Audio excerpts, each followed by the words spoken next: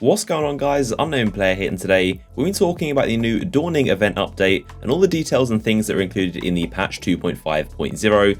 So there are some new features, general changes, and a ton of quality of life updates that are definitely things I've wanted for a long time, so really cool to see. The one thing that isn't in these patch notes is any kind of weapon balancing or subclass balancing, buffs and nerfs and those kind of things. So that is not in this patch at the moment. As I've covered before, Bungie usually do this every quarter, so one is definitely long overdue. They never officially said they were going to do one, but most people expected one, seeing it's been so long. So it's unfortunate for anyone hoping to see things buffed and nerfed, but we know they're definitely working on some kind of balancing. They've already talked about the primaries and different stuff they're working on, so it could be next week, could be next month, who knows, but sometime soon there should be some kind of balancing. But regardless, let's go over the most important patch notes, which in themselves is pretty cool.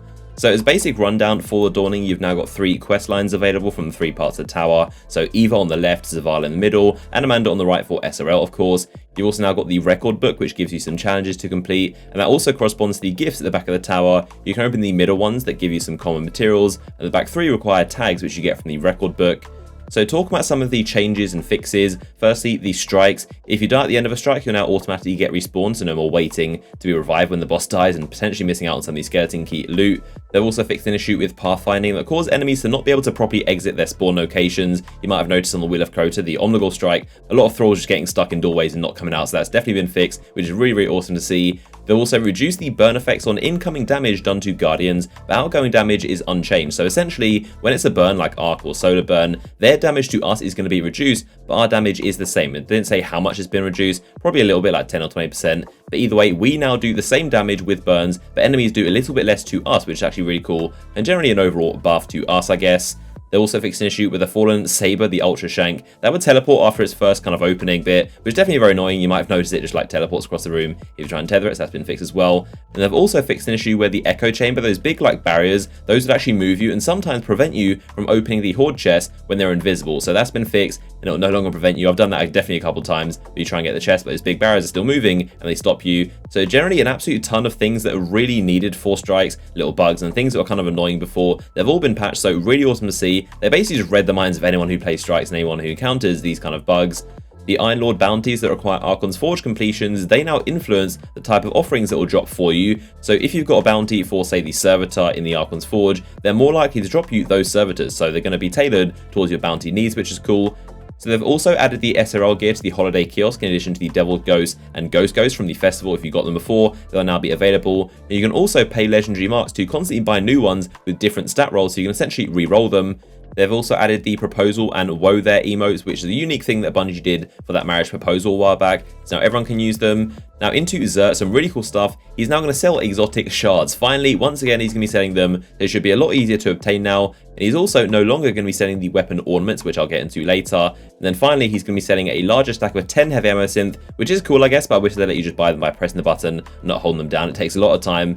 Now moving on to Eververse, she's got a new stock of items, of course. She's got the Treasures of the Dawning now available, which contain sparrows, ornaments, horns, armor, and consumables.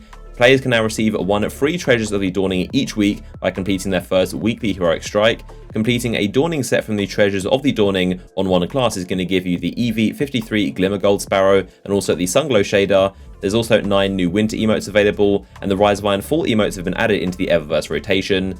There's also a Silver Dust store, the little kiosk you'll notice on the building. So everything in there you can now buy with Silver Dust, which is actually really cool, so you've got a proper economy for it. There's of course a bunch of stuff available here, but most importantly, the exotic weapon ornaments. This is where you buy them from. So you can basically select anyone you want and buy them for 25 Silver Dust, and that's why Xur is no longer selling them. You can now pick which one you want instead of waiting for him to hopefully sell the one you want.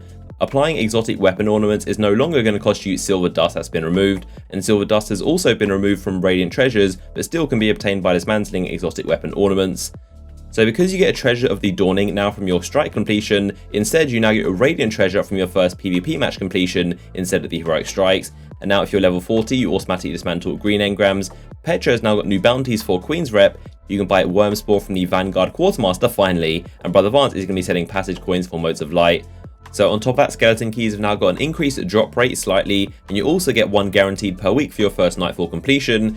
If you dismantle that class item you got from the subclass quest, they can now be repurchased from the speaker if you earned them before. You can also now of course get the Amobius, Susanoo and Steelpiercer from the gunsmith if you've already completed that rank 2 quest. Now looking at Crucible, you can now wave off heavy in public matches if everyone does the wave emote in the first 30 seconds of a round, which is really cool, so it's now actually public. They've also added Inferno Rift and Inferno Zone Control as private match options. Supremacy is now up to 120 points to win, and Rumble Supremacy is now up to 40. They've slightly reduced the speed or supercharges in Supremacy as well. Icarus has been removed from the Rift playlist. And interestingly, Shaxx now offers the weekly bounty to everyone now, so you don't need to do that ridiculously on questline. It's simply available. You can still do it normally, of course, if you want the extra rep and extra rewards, but you don't have to do it to get the weekly bounty available to you. And then finally, in terms of loot rewards, they've increased the drop rate for Trials vanity items. They've fixed an issue where the Trials shader called the Devoted was unobtainable and bugged to not drop essentially. They've increased the drop rate of Iron Banner vanity items and also artifacts, and you now get 3 passage coins from your first daily and weekly Crucible. They've also added a bunch of rewards into the normal Crucible drop screens, the loot tables, the Crimson and Sugary Shell, the Crimson Crest, and the Rose Bright and Valentine shaders, which are all from Crimson Days, of course. Pretty strange they added them in, but there you go, expect to see those dropping in Crucible. And then they've also added the Year 2 weapons back into the Crucible normal playlist as loot drops. It's the Red Spectre, the NL Shadow Scout Rifle, the Ash Factory Rocket, AS Lunar Hand Cannon, and Party Crasher Shotgun. And they're all basically some of the best weapons in Crucible. And now you pretty much don't have to play the classic playlist anymore. They're all dropped normally, so expect to see a lot more AS Lunars, which should be really cool. So there you have it. Those are all the highlights and best bits of the patch notes in this 2.5.0 patch of the Dawning. Comment down below your favorite part or maybe something you don't like about the patches. I want to see your thoughts on everything that's changed. Of course, look out for more videos on the channel covering the Dawning and new stuff and secrets that'll be uncovered. So make sure you subscribe and have notifications turned on. If you enjoyed the video, a like rating would be much appreciated as always. And I'll see you guys in the next one.